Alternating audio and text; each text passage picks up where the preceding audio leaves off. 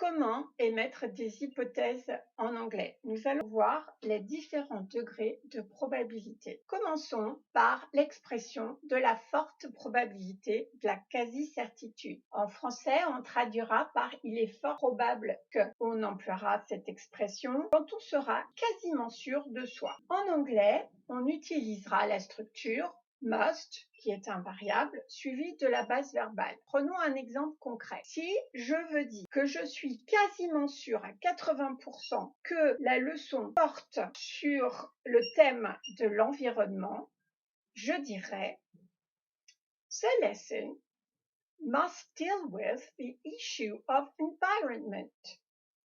Si je veux dire que le titre de la nouvelle séquence est la routine matinale, je dirais, si j'en suis sûre à 80%, si j'en suis quasi certain, je dirais The new sequence must be entitled Morning Routine.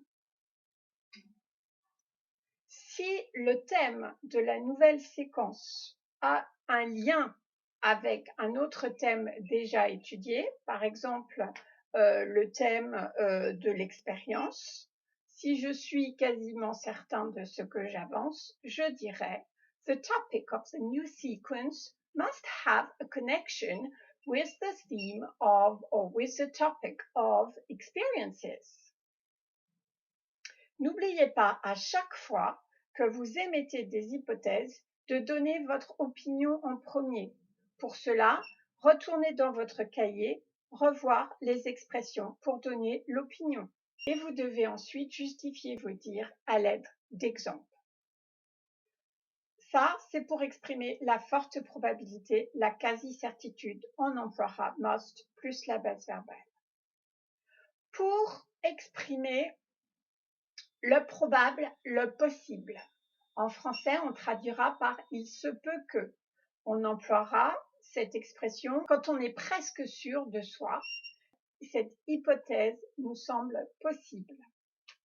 En anglais, on a deux structures possibles, soit may, qui sera un variable et la base verbale, ou can, toujours un variable plus la base verbale.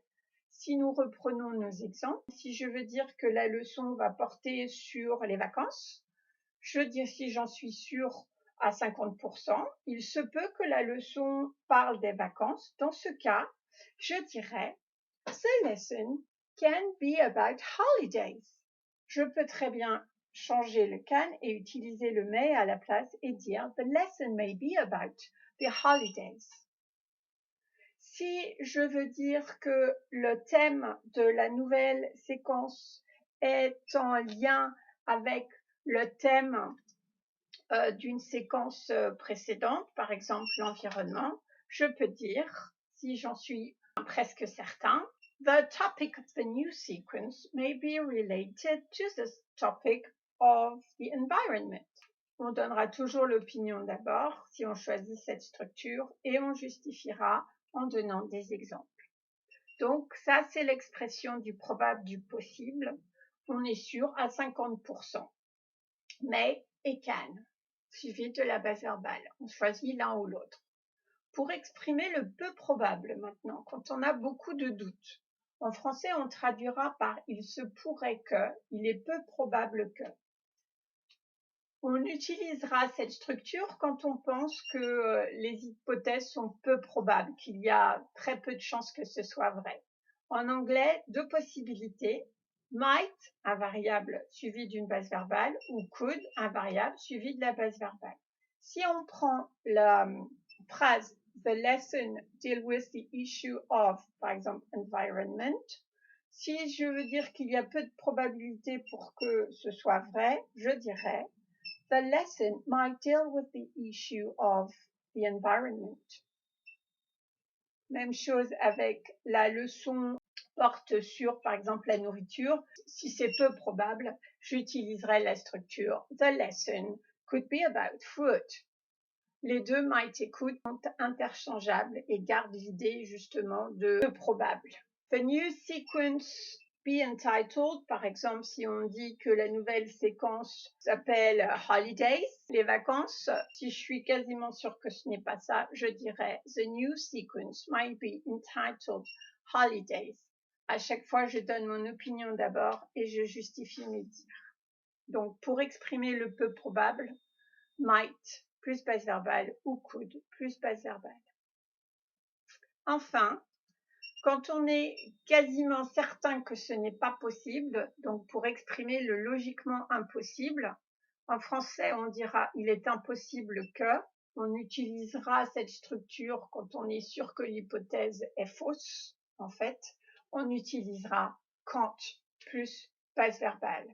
Par exemple, avec la phrase The lesson deal with the issue of environment. Si je suis sûre que c'est impossible parce que les indices que j'ai me prouvent que c'est faux, the lesson can't deal with the issue of the environment. Si je suis sûre que le titre de la nouvelle séquence ne peut absolument pas être nourriture, je dirais The new sequence can't be entitled food. Si je suis sûre que le thème de la séquence n'a aucun lien avec un autre thème déjà étudié, par exemple le thème de l'expérience, je dirais The topic of the new sequence can't have a connection with the topic of experiences. Toujours donner son avis en premier et justifier ses dires. Alors, vous allez mettre votre... Donc, vous devez maintenant faire ce petit exercice pour vérifier que vous avez compris ce dont on a parlé. Donc, vous allez associer les petits mots qui sont en bas ici et les mettre en face des expressions de l'hypothèse. Donc, vous faites une pause. Quand vous êtes prêt, vous appuierez sur play. Pour exprimer la forte probabilité, la quasi-certitude, c'est bien must plus base verbale.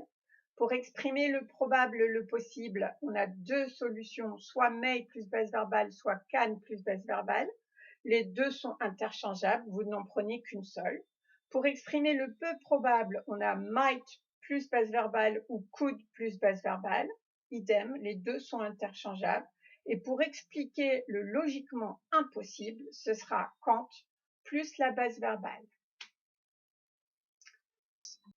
Donc, passons maintenant au vocabulaire. Vous allez à nouveau faire pause et associer le vocabulaire qui se trouve ci-dessous avec le français correspondant. Il sera évidemment ce vocabulaire ainsi que la correction précédente seront à copier dans le cours avec en titre comment émettre des hypothèses, les différents degrés de probabilité. Donc je vous laisse faire le travail et maintenant il ne vous reste plus qu'à prendre des notes dans votre cahier, la date, le titre, vous dessinez ça et vous recopiez le vocabulaire. Voilà, à bientôt, au revoir. Voilà, à bientôt pour une nouvelle leçon. Bonne journée.